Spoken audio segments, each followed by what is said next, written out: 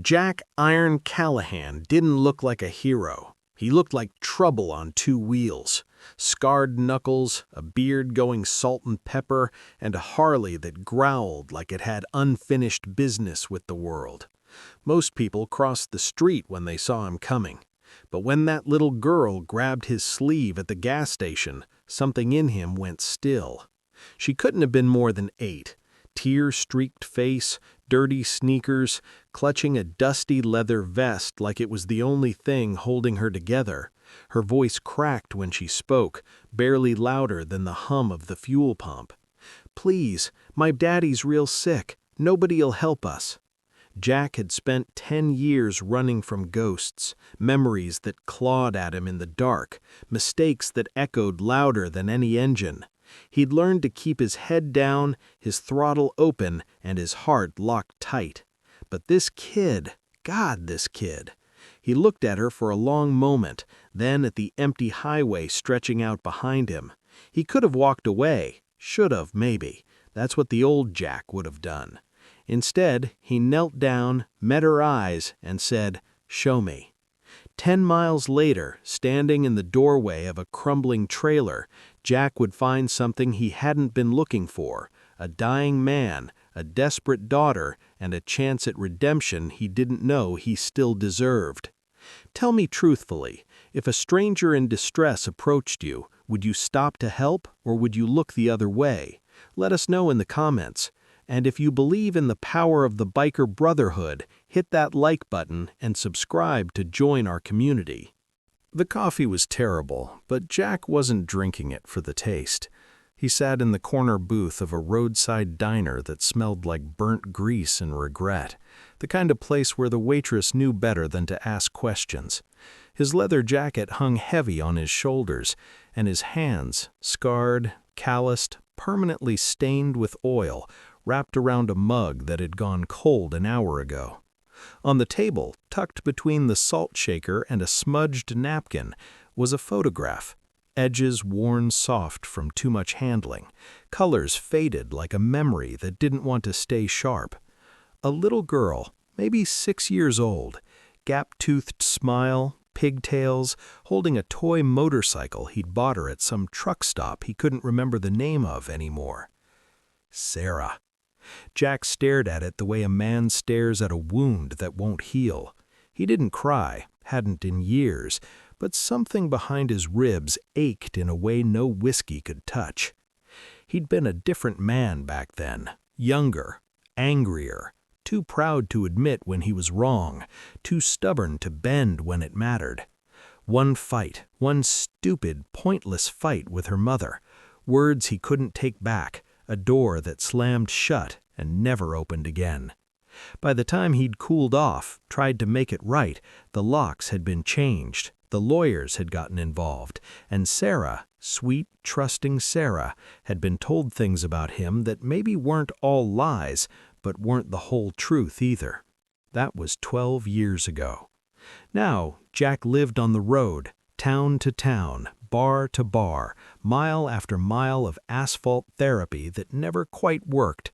He told himself he was free, untethered, a lone wolf who didn't need anybody. But the truth was simpler and harder to swallow. He was running from the man he used to be, from the father he'd failed to become, from the look in Sarah's eyes the last time he saw her, confusion, hurt, a child trying to understand why Daddy wasn't coming home anymore. The waitress refilled his coffee without asking. Jack nodded his thanks, slipped the photo back into his wallet, and left a 20 on the table. Outside, the Harley waited, chrome and steel, and the only thing in his life that made sense anymore. He fired it up, felt the engine rumble through his bones, and pulled back onto the highway. No destination, no plan. Just the road, the wind, and the ghosts riding shotgun. Jack was halfway through a slice of pie he didn't want when the bell above the diner door went berserk. Not the polite little chime of someone stepping in for coffee. This was frantic, desperate, the kind of sound that makes people look up from their phones. The girl who stumbled through the doorway looked like she'd been running for miles. 8, maybe 9 years old, tangled hair, dirt smudged across her cheek, wearing a faded unicorn t-shirt that had seen better days. And her shoes, one pink sneaker, one rain boot, told a story all on their own. The diner went quiet. Forks stopped mid-air. A trucker at the counter shifted uncomfortably. A mother at the window booth pulled her toddler closer, whispering something urgent. The girl's eyes swept the room, wild and searching, until they landed on Jack. And then she ran straight toward him. "Hey, sweetie, no!" The waitress reached out, but the girl was already moving, weaving between tables like her life depended on it. Jack barely had time to set down his fork before she was there, grabbing his arm with both hands. Her fingers dug into the worn leather of his sleeve, and when she looked up at him, her face was wet with tears. "Please," she gasped, the word breaking in her throat. "Please, you have to help me." Jack's instinct was to pull away, to stand up, walk out, keep his head down like he always did. He wasn't a hero, wasn't anyone's savior. He was just a guy trying to keep his ghosts at arm's length. But something in her eyes stopped him cold. Pure, unfiltered terror. "Easy," he said, his voice rougher than he meant it to be. "What's going on?" "My grandpa," her voice cracked. "He won't wake up. I tried shaking him, I tried everything, but he won't." She dissolved into sobs, still clutching his arm like he was the only solid thing left in the world. Around them, the diner stayed frozen. Nobody moved. Nobody offered to help. The trucker looked away. The mother at the window booth busied herself with her phone. Jack glanced at the waitress. She gave him a look that said, "Not my problem, buddy." He looked back down at the girl, at her mismatched shoes and her trembling hands, and the desperation pouring off her in waves. And he thought about Sarah, about the last time she'd needed him and he hadn't been there.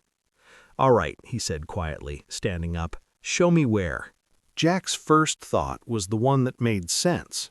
Call 911. Find a cop. This isn't your problem. He'd spent 12 years perfecting the art of not getting involved, of keeping his distance, of walking away before things got complicated, before people started depending on him, before he had another chance to let someone down. "Kid, listen," he started, already forming the words that would send her to someone else, anyone else. But then she looked up at him, really looked at him, and Jack felt something crack inside his chest. Her eyes were blue, not just any blue, that specific shade of cornflower his daughter used to have, the kind of blue that caught the light in a certain way, that made you think of summer skies and better days. Sarah's eyes. The girl's lip trembled. "Please, there's nobody else. I already tried. Nobody'll listen." Jack's jaw tightened. He could see it playing out in his head, walking away, firing up the Harley, disappearing down the highway like he always did. Easy, clean, no mess, no risk, no ghosts to add to the collection. But he kept seeing Sarah, 6 years old, gap-toothed, asking him to fix her broken toy, trusting him, needing him. And he kept seeing the version of Sarah that came after, older, sadder, learning that Dad wasn't someone you could count on. "How far?" His voice came out rougher than he meant. 10 miles out on Route 9. Emmy wiped her nose with the back of her hand. "He was fine this morning, but then he stopped talking, and now he won't move." Jack looked around the diner one more time. Still nobody moving, still nobody willing to get involved. Just a room full of people pretending they hadn't heard a desperate kid begging for help. Something hot and angry stirred in his gut. He let out a long breath, the kind that carries the weight of a decision you know you can't take back. Then he stood up, all 6'3" of him, leather and scars and bad reputation, and the booth creaked in relief. The room seemed to shrink around him. "All right," he said, pulling a few bills from his wallet and dropping them on the table. "Lead the way, kid." Emmy's whole face changed. Hope flickered there, fragile and bright. She grabbed his hand, small fingers wrapping around his calloused palm, and pulled him toward the door. Jack followed, ignoring the stares, ignoring the voice in his head screaming that this was a mistake. For the first time in a long time, he wasn't running away from something. He was running toward it. The Harley's engine cut through the silence like a growl, but even that couldn't drown out the thoughts running through Jack's head. Emmy sat behind him, her small arms wrapped tight around his waist, her face pressed against his back. She hadn't said a word since they left the diner, and Jack didn't push. Sometimes silence said more than talking ever could. Route 9 turned into a 2-lane stretch of cracked asphalt, then into gravel, then into something that barely qualified as a road at all. Overgrown weeds scraped against the bike's chrome. Branches hung low enough that Jack had to duck twice. This wasn't a place people found by accident. This was a place people disappeared to. "There," Emmy said, her voice muffled against his jacket. "That's it." Jack slowed the bike, his boots crunching against loose dirt as he brought it to a stop. The trailer sat at the end of the path like a forgotten relic. Rust-streaked aluminum siding, windows patched with duct tape and cardboard. The whole thing propped up on cinder blocks that looked like they'd give out if you sneezed too hard. A torn American flag hung from a crooked pole. Weeds had swallowed what might have once been a yard. An old tire swing dangled from a tree, the rope frayed and weathered. Jack killed the engine. The sudden quiet felt heavy. "Home, sweet home," Emmy said, climbing off the bike.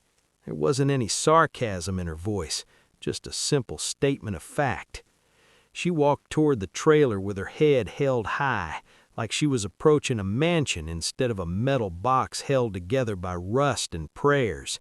She straightened a little garden gnome by the steps, chipped paint, missing an arm, like it mattered, like this place mattered. And maybe, to her, it did. Jack stayed where he was for a moment, taking it all in. The poverty, the neglect, the kind of life people pretended didn't exist because looking at it too long made you uncomfortable. He'd seen plenty of rough places in his years on the road, plenty of people living on the edge, one paycheck or one disaster away from losing everything. But there was something about the way Emmy climbed those rickety steps, careful, practiced, like she'd done it 1,000 times, that hit him harder than it should have. She turned back, her hand on a door that hung crooked on its hinges. "He's inside. Please hurry." Jack swung his leg off the bike and followed her up the steps, wood creaking under his weight. The door opened with a groan, and the smell that hit him, stale air, sickness, desperation, told him everything he needed to know. This was bad. Jack had to duck to get through the doorway. Even then, his shoulders nearly brushed both sides of the frame. The cold hit him first. Not the kind of cold that comes from forgetting to turn up the heat. This was deeper, the kind that settles into your bones and doesn't let go, the kind that tells you the utilities have been shut off for a while.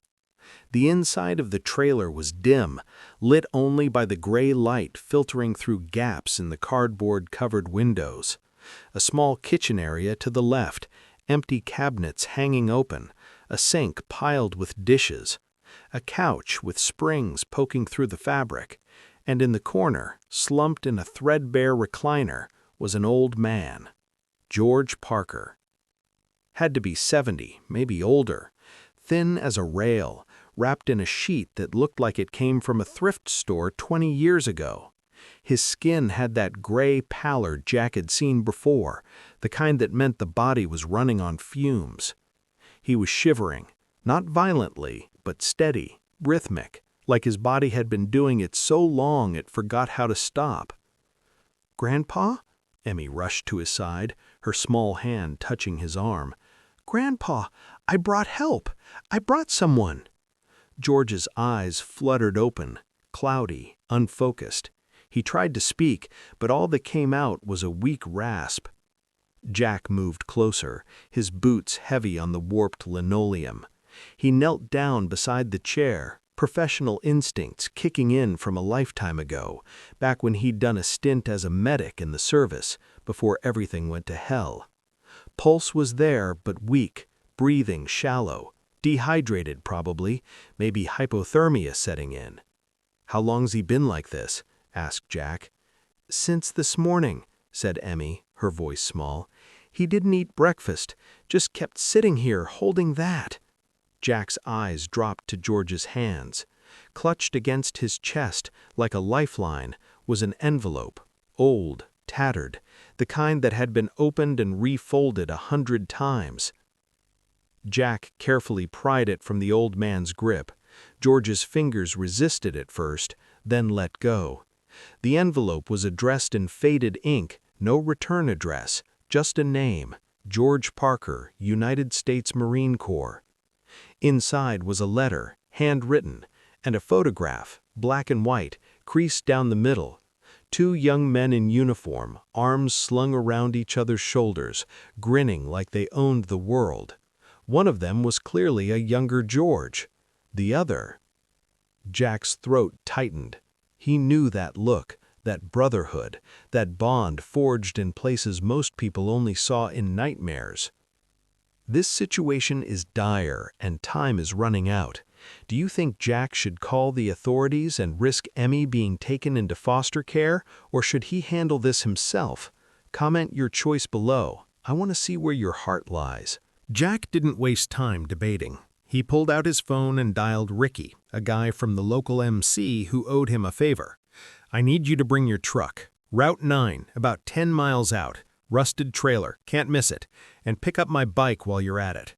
"Now?" Ricky's voice crackled through the speaker. "Now." Jack hung up before there could be questions. He turned to Emmy. "Help's coming. Can you grab whatever your grandpa needs? Medicine, clothes, anything important?" She nodded, already moving toward a small dresser in the corner. Jack knelt beside George again. The old man's eyes were half open now, tracking movement but not quite focusing. His lips moved, forming words that wouldn't come. "Easy, Marine," Jack said quietly. "I got you." 20 minutes later, Ricky's beat-up Ford rumbled down the dirt path, kicking up dust.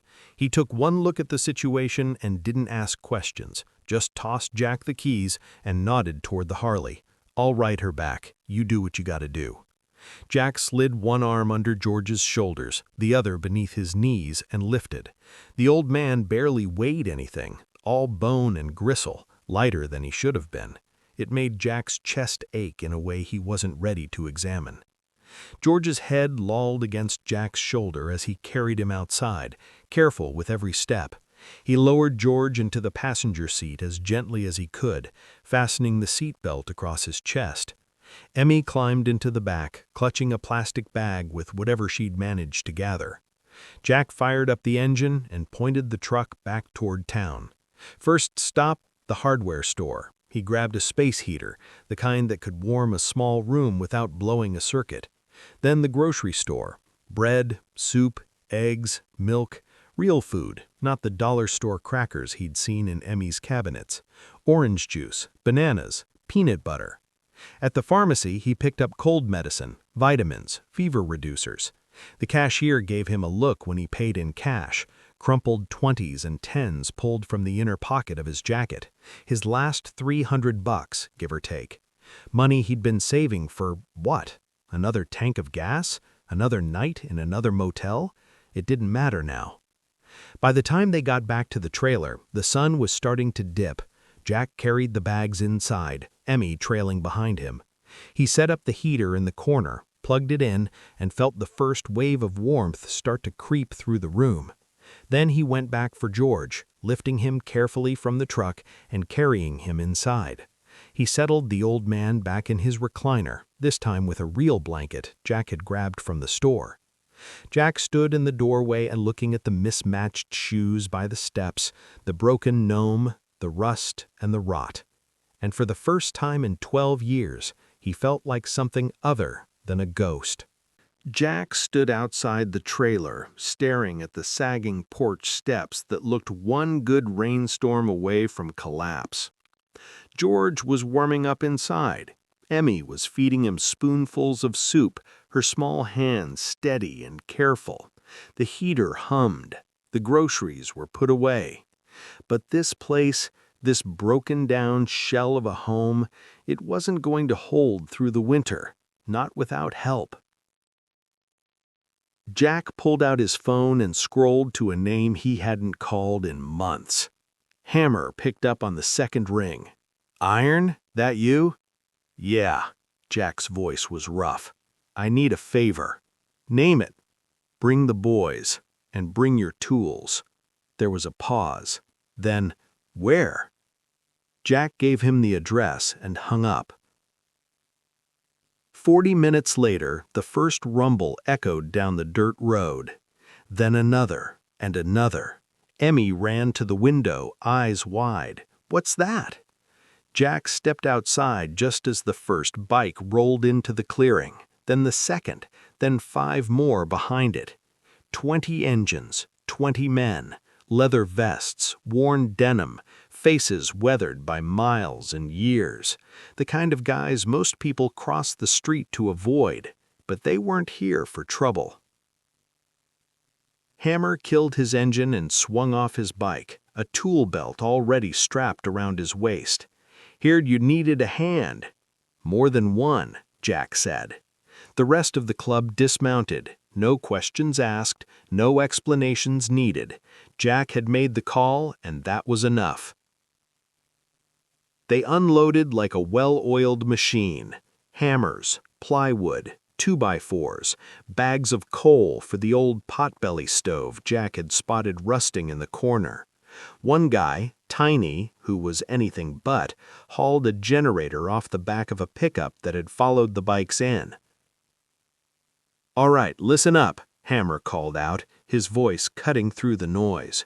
"We got a porch that's about to fall through, windows that need boarding proper, and a roof that's seen better days. Let's get to work." And just like that, they did. The sound of hammers rang out through the clearing. Boots stomped across warped wood, ripping out rotted boards and replacing them with solid ones. Someone climbed onto the roof with a tarp and a staple gun. 2 guys worked on the windows, sealing gaps that had been leaking cold air for God knows how long. Emmy stood in the doorway, watching with her mouth slightly open. "Who are they?" she whispered. Jack crouched down beside her. "Brothers." Inside, George had made it to the window. His cloudy eyes tracked the movement outside, and for the first time since Jack had found him, something like a smile tugged at the corner of his mouth. The tough guys with their scars and their engines and their reputations weren't here to intimidate anyone. They were here to build, to fix, to show up when it mattered. And as the sun started to dip behind the trees, the trailer, still old, still worn, looked a little less like it was ready to give up. By the time the sun set, the work was done. The porch no longer sagged, the windows were sealed tight, the roof had a fresh tarp that would hold until spring. Inside, the potbelly stove crackled with warmth, fed by the coal the boys had hauled in. The club had cleared out an hour ago. Handshakes, nods, a few rough pats on the back. No speeches, no fanfare, just the quiet understanding that this was what you did when someone needed help. Now it was just Jack, Emmy, and George. The old man sat in his recliner, color slowly returning to his face. He'd eaten, taken his medicine, the shivering had finally stopped. Emmy was curled up on the couch, half asleep under a blanket one of the guys had brought. Jack stood by the window, arms crossed, watching the last light fade from the sky. "Jack." George's voice was still weak but clearer than it had been all day. Jack turned. The old man was holding out the envelope again, the one he'd been clutching when Jack first found him. "You should have this," George said quietly. Jack hesitated, then crossed the room and took it. He pulled out the photograph first, black and white, faded. 8 young men in fatigues, standing in front of a Huey helicopter, dirt on their faces, rifles slung over their shoulders, the kind of grin soldiers wear when they're trying not to think about what comes next. George was on the left, younger, stronger, but unmistakably him. Jack's eyes drifted across the faces, and then he stopped. Third from the right, leaning against the helicopter with a cigarette dangling from his lips. Jack's heart slammed against his ribs. He knew that face, knew the crooked smile, the scar above the left eyebrow. His father. No, Jack breathed. George nodded slowly. Tommy Callahan, best damn door gunner I ever flew with. Jack couldn't move, couldn't speak. The photograph trembled in his hands. I saved my life twice, once in Da Nang, once in the Mekong Delta. I tried to return the favor the third time, but he trailed off. Jack knew the rest. His father had died when Jack was 7, helicopter accident during a training exercise. At least that's what his mother had told him. But looking at George now, at the grief still etched in the lines of his face, Jack wondered if there was more to the story. I looked for you, George said quietly, after he passed. Wanted to make sure his boy was taken care of, but your mama had moved. I lost the trail. Jack stared at the photograph. All these years, all these miles, all the running, and somehow the road had brought him here. To his father's brother in arms, to the man who'd carried that guilt for decades. Jack's throat tightened. He taught me to ride, Jack said, his voice barely above a whisper. George smiled, sad, proud. I know, he said. He talked about you all the time. Jack didn't sleep that night. He sat on the newly rebuilt porch, the wood still smelling of fresh sawdust, and stared at the photograph in his hands. His father's face looked back at him, young, alive, full of the kind of confidence that comes before the world teaches you otherwise. Inside, George was resting. Emmy was curled up on the couch, finally peaceful. And Jack was trying to make sense of it all. He'd spent 12 years running, town to town, mile after mile, convinced he was too broken to be anyone's hero, too flawed to deserve a second chance. He'd lost Sarah because he couldn't let go of his pride, couldn't admit when he was wrong, couldn't bend before he broke. And somewhere along the way, he'd started believing he deserved the loneliness, that isolation was his penance. But sitting here now, looking at this crumbling trailer that his crew had patched together, at the little girl sleeping inside who'd grabbed his arm and refused to let go, he realized something. He hadn't saved them, they'd saved him. Emmy had looked at a room full of strangers and seen the one person who could help, not because Jack looked like a hero, but because she'd seen something in him he'd forgotten was there. And George, this old Marine who'd carried the weight of Jack's father's death for decades, had been waiting, holding on to that photograph, that silver star, that connection, like he knew somehow that the road would bring them back together. Jack wasn't fixing his past, he couldn't, but maybe, just maybe, he was building something new. A second chance he didn't know he'd been looking for. The door creaked open behind him. Emmy stepped out, wrapped in her blanket, rubbing her eyes. "You okay?" she asked, her voice small. Jack looked at her, really looked at her, and for the first time in 12 years, he smiled. Not the bitter half smirk he'd worn like armor, a real smile. "Yeah, kid, I think I am." She sat down beside him, tucking herself under his arm like it was the most natural thing in the world. And Jack, who'd spent a decade believing he didn't deserve to be anyone's protector, realized he'd just become exactly that. Not because he'd gone looking for redemption, but because a little girl in mismatched shoes had seen past the scars and the leather and the walls he'd built, and decided he was worth saving too. We often spend our lives looking for a way to fix our past, never realizing that the key to our healing is held by someone else in need. Jack "Iron" Callahan started that day as a man with nothing to live for, and ended it as a man with a family to protect. This life-changing story proves that a leather vest doesn't hide a cold heart, it protects a brave one. Never judge a person by the patches on their back or the tattoos on their skin.